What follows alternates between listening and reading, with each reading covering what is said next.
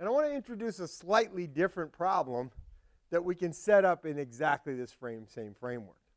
So I'm going to get rid of this assumption that we have this rising supply price of investment, right? I had this model where the supply price of investment was rising, which meant we had this upward sloping short-run supply curve of capital and also an upward sloping long-run supply curve of capital, right? Because investment, if you want to maintain a higher capital stock permanently, you have to do more investment. If you have a rising supply price of investment, you have a rising long-run supply curve.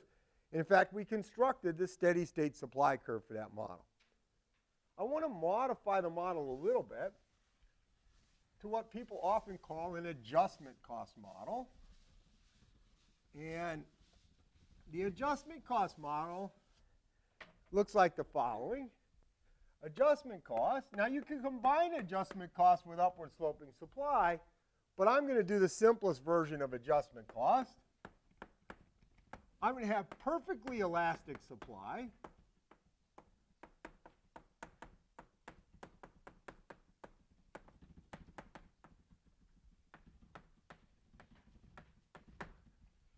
So I'm going to have the cost of any amount of investment I is just going to be P times I, where P is just the price of buying a unit of capital.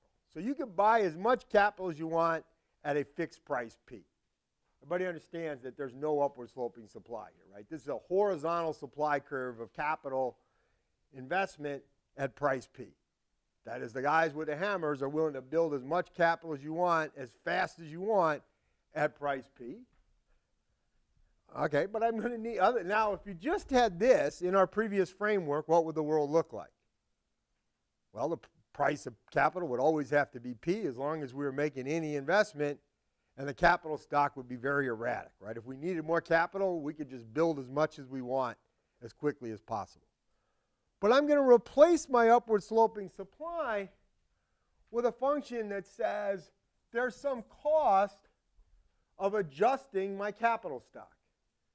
That is, it's costly to increase my capital stock and it's costly to reduce my capital stock. So I'm going to have some A of K dot is going to be the cost of increasing my capital stock or reducing my capital stock. The most common one, and the one I'll use, is A of K dot equals 1/2 A times K dot squared. This is called the quadratic adjustment cost model. Okay? That is, it costs me something to increase my capital, and it costs me something to reduce my capital. And it has a rising kind of supply cost element to it because the faster I want to go, the more it costs per unit, right? Everybody understands? If I want to do twice as much adjustment, it costs 4 times as much. What that means is I would rather adjust at 2 miles an hour for 2 hours than at 4 miles an hour for 1 hour. It's going to cost me less to adjust more slowly. Everybody got the idea? That's the idea of the adjustment cost model.